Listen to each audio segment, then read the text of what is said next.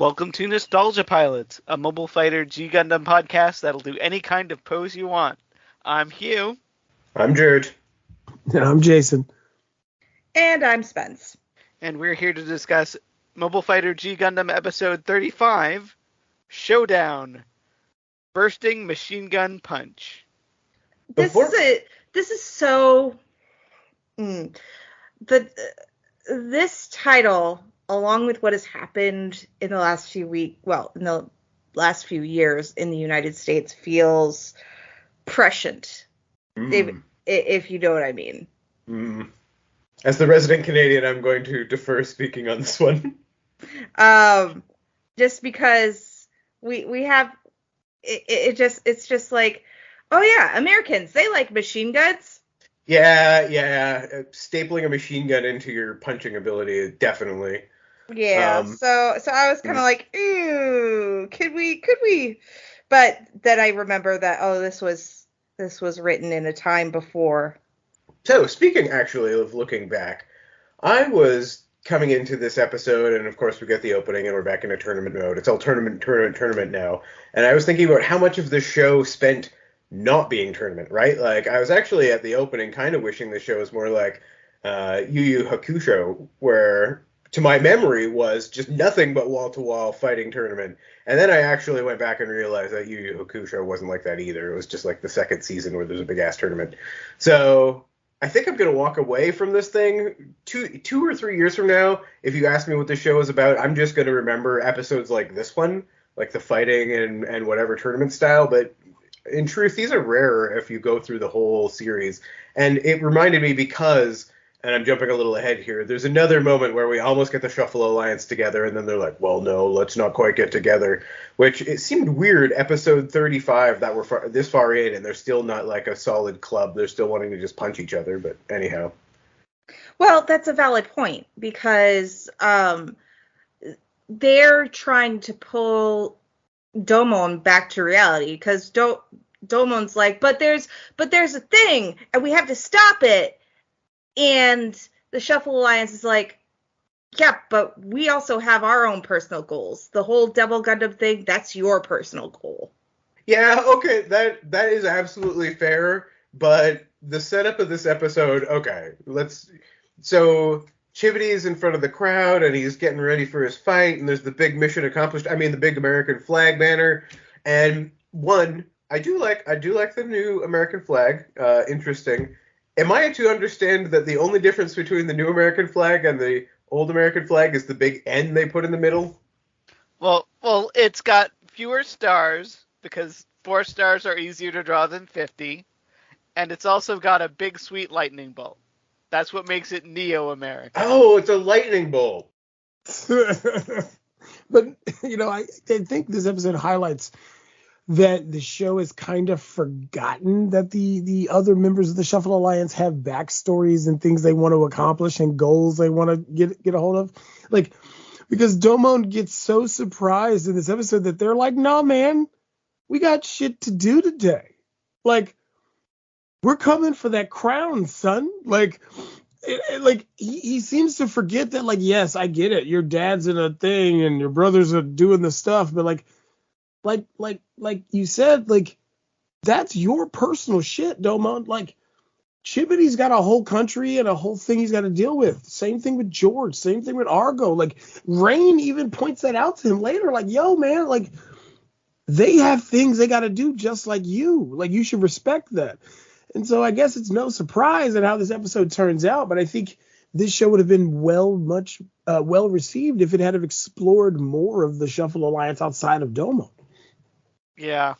I do like that the reporters are accurately just sort of picking into Chibodee being like, but isn't it true that you're just not as good as Domon? Well, that's the tragic part, right? Is that Domon's like, let's do this thing, and they're like, no, we got to win the tournament. But none of them are ever going to win the tournament. There's no chance that Chibodee was ever going to win this fight. Like, if all he wants to do is beat Domon, they couldn't even find a way to, like, fudge it. They're like, nah, he just loses. Yeah, well, I think that the end of this episode is kind of like a BS martial arts are magic cop-out.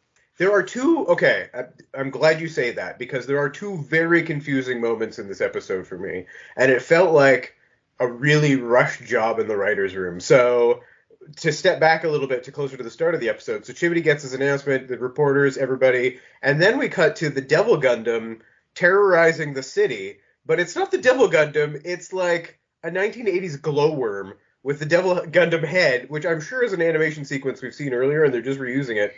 Yeah, and it's like one of those lures that predators use to like bring people out.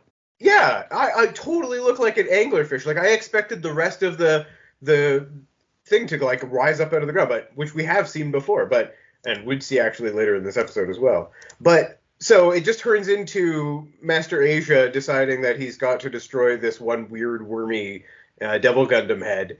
But I'm going to point out that he's like, I can't afford to leave any evidence, but martial arts is a terrible way of cleaning things. Like you can't.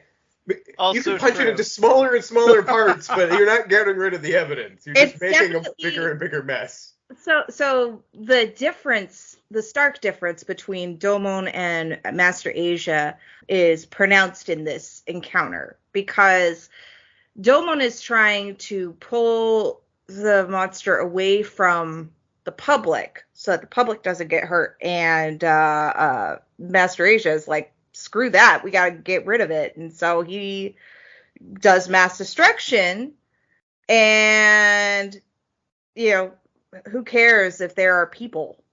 And I think part of it is that he wants to be seen on camera in the crowd destroying this thing so that people aren't like tying that back to him. Mm.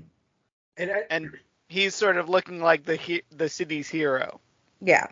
At least in the dub, he claims that it's a quote-unquote surviving Gundam head that wandered into the city, which seems to imply that the Outlands are all just covered in zombie Gundams, which almost sounds more interesting to me than what we're getting in the show. See, I think, I assume that he meant that it survived from Guyana. yeah, or that this is a way of them to foreshadow that they can't control the Devil Gundam, like that. Because they show a couple of times where Master Asia's at odds with the president dude.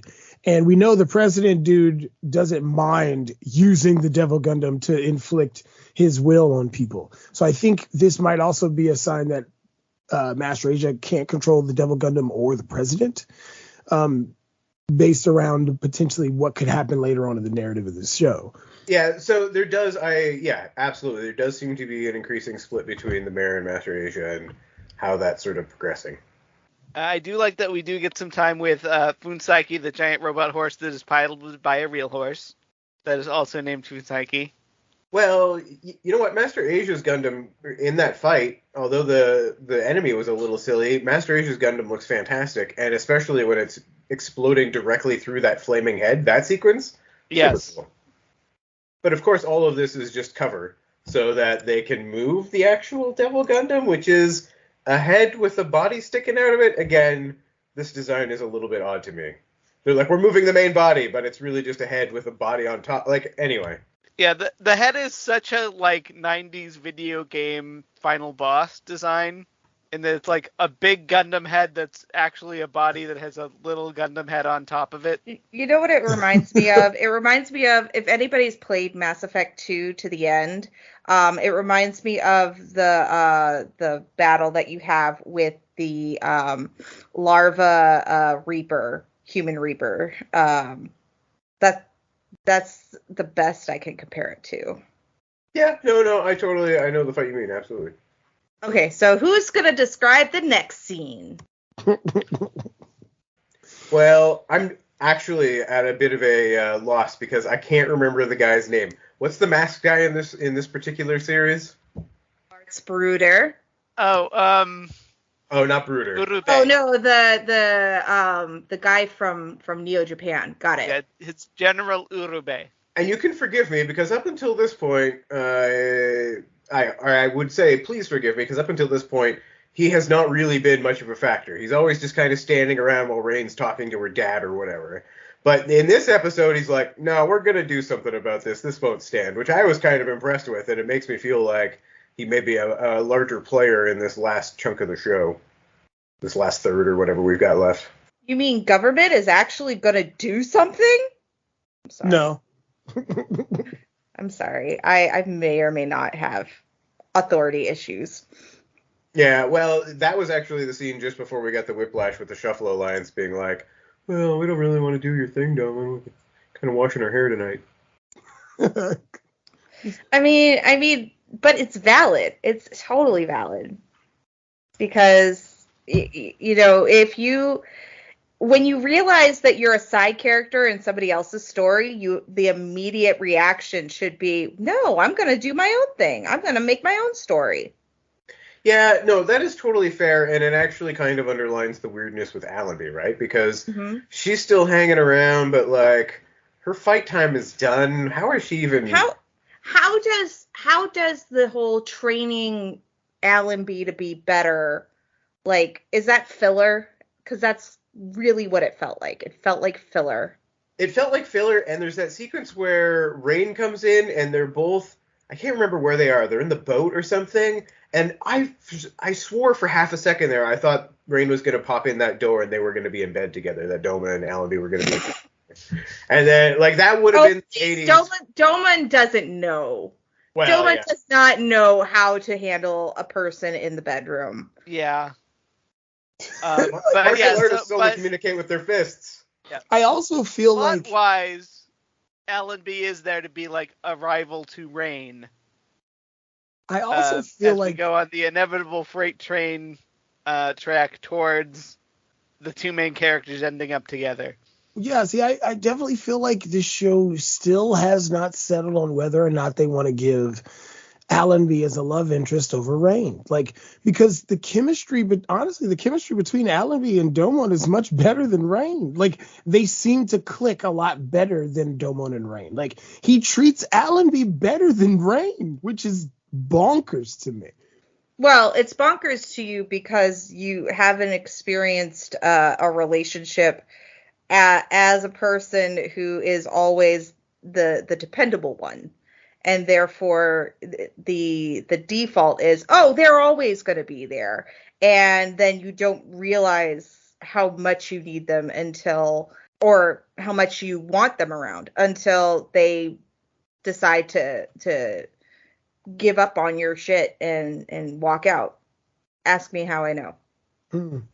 Yeah, and I think also, though, Allenby and Domon are kind of the same dumbass, aren't they? Like, they're sort of the same person. They've got the same personality. Oh, they absolutely. Kind of awful together. They deserve each other. Yeah.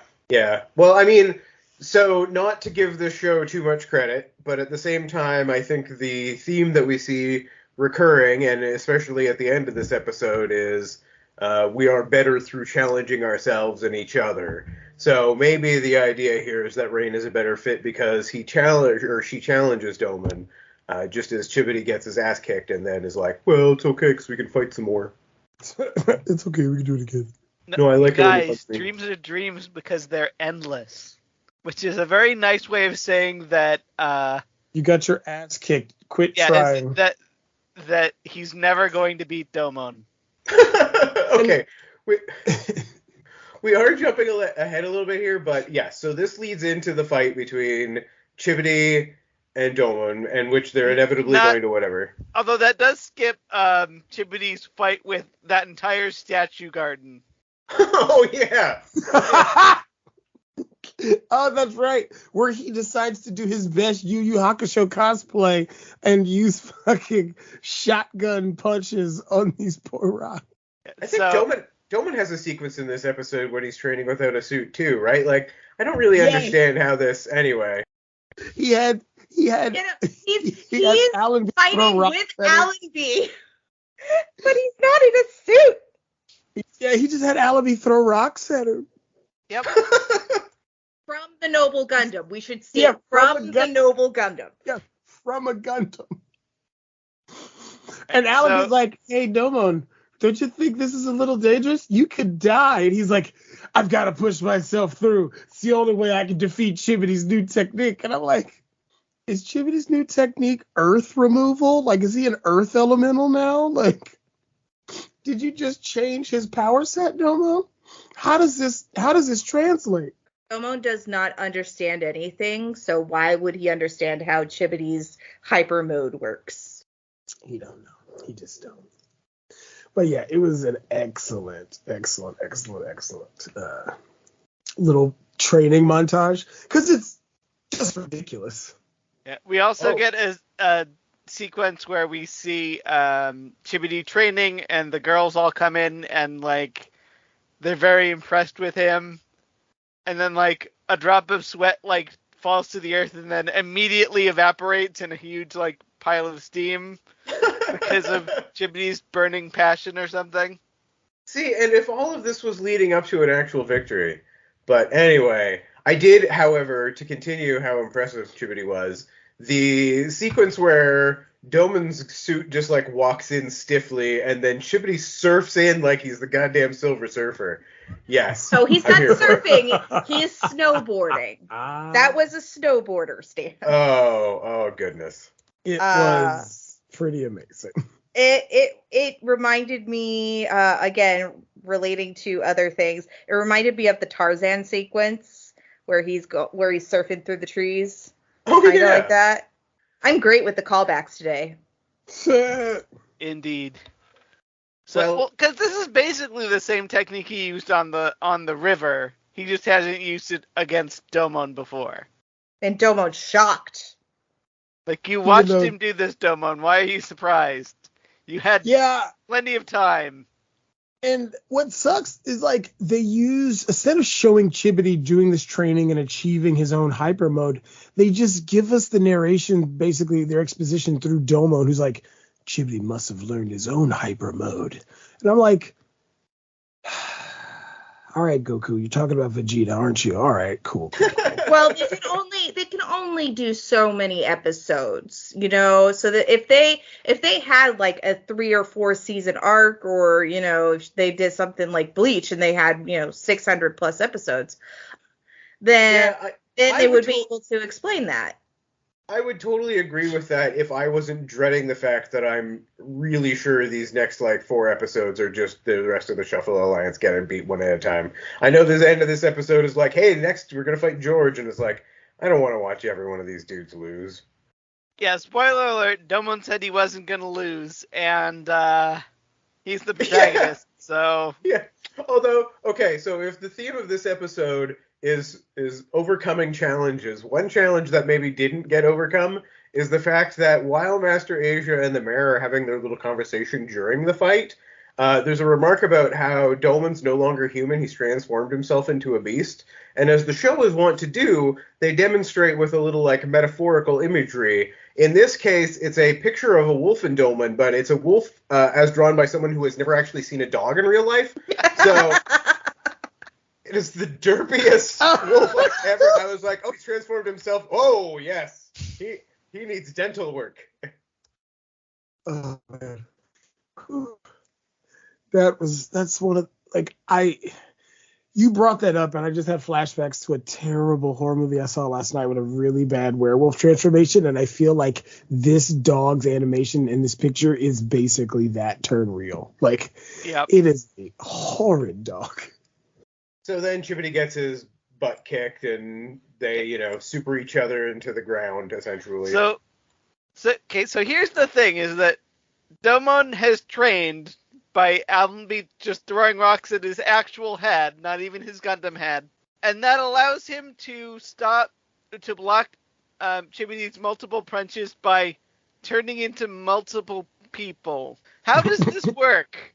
I'm confused by the technique. So he has gone through extreme radiation in that destructo field, and so it's given him like X-Men like powers, and so a duplicity or a multiple imagery mirror image. That's what I meant.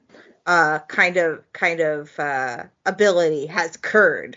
He's got mirrors all over his body.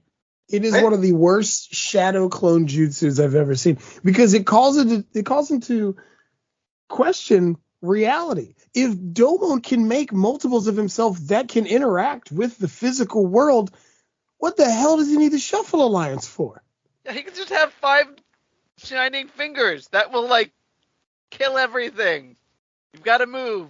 Just use that 5 times. I would like if the show pivoted at this point and Domon became the threat to the planet, because there's a million of them and he's just running around overtaking That cities. would make so much more sense. And Domon so has become too powerful. Domon becomes too powerful. He becomes the beast, and then he's like, he becomes that altruistic villain. He's like, I'm the only one that can fix it, and everybody else is like, no, that's really dangerous for This a lot Gundam- of people. This Gundam tournament is a gun that has forgotten how to kill.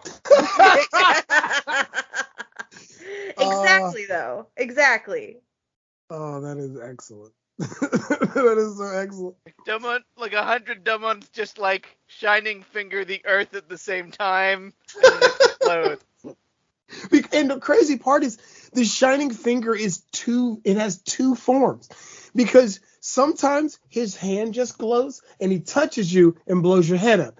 Other times he fucking Hadoukens you with one hand, and so I'm like, is he gonna blow? Is he a planet killer now? Like, is he gonna like? If we can even step back a second to Hugh's earlier point, it's not just that he can duplicate himself. Like, you can make some arguments around it, maybe say like, oh, the more of him there are, the less like power he has or something, to at least make it plausible. But the fact that he just comes up with this technique out of nowhere, I think you've missed a Mega Man opportunity here to have him defeat somebody and then, you know, gain one of their abilities or something, because it really just doesn't make any sense at all. But does this bring us to our favorite moments? I think so. I just want to say that this just makes Chibodee Crockett the Buffalo Bills of the Gundam fight. Like, not only does he have the red, white, blue color scheme, but also he just like goes to the line and chokes every time. Oh, shots fired from the New Yorker at Buffalo. It's okay, it was an honor to be nominated. Ooh, man. So, okay, I'm going to go in with my favorite moment, and it's one we haven't actually touched on, because Hans Bruder, or whatever, is actually briefly in this episode, and he has some of the best lines, because he finishes a sentence that Master Asia and the Mayor start, but he essentially says, and they slam the fists of their souls into each other. They've both been enlightened. It's like, yeah, all right. I don't know how enlightenment, maybe concussions bring enlightenment, maybe, you know, brain trauma brings enlightenment. I don't know. Maybe family trauma of missing brother to help guide you through your moments in life might help. Help. Yeah, I haven't studied Zen Buddhism in depth, but that's kind of the vibe I've gotten from it. I have real life thoughts on meditation, and I'll save them for anybody who wants to hear them. But adrenaline can fuck up your brain, like, big time. Oh, so, speaking of, then I will have to say that my favorite, adrenaline, my favorite moment is when Domon decides to use CTE as a training method and have girl throw rocks at his non-Gundamid head. And he said, this is how it works. This is how he gets stronger. It reminds me of when he was cutting a tree with a rusty sword. Oh, don't remind me. Oh, we finally lost the sword. How dare you, Jason? But I mean, come on. Like at least in Dragon Ball Z, they train like through martial arts and different techniques. What is Domon training other than punching rocks? Well, I mean, he did try to cut through water. Oh God, the Guyana Highlands, the rusted tree, and the waterfall. Oh, Domon. Hot shit. My favorite part was definitely the Shuffle Alliance meeting that could have been an email. Oh, that's they all amazing. just sort of show up and then immediately are like, nope.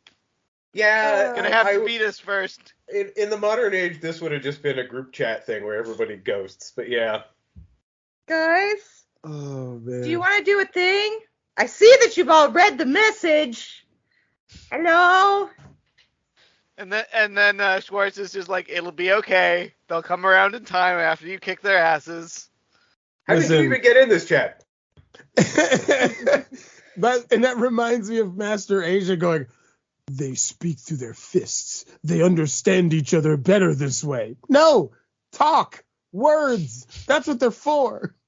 Well, I mean, this punch means love. This punch means hate. This punch means I'm going to have relations with your significant other, you know? Oh, God. I think my favorite part was the little dangle lure, because it was a good distraction for them to move the rest of the body. But, like, how are they moving the rest of the body of the Devil Gundam, you know? Oh, God. Why would you do that, Jurd? Jurd just put up the little glowworm baby doll from when we were kids in our chat. I remember. That's what it reminded me of the entire time. I was like, my head's gonna start glowing. All of the children in the city are gonna feel safer now. Please make that particular picture the the header for this podcast episode or something, or at least put it in the show notes. Gundam Tierra V thing on it. Yeah, do it. But anyway, I thought it was really effective.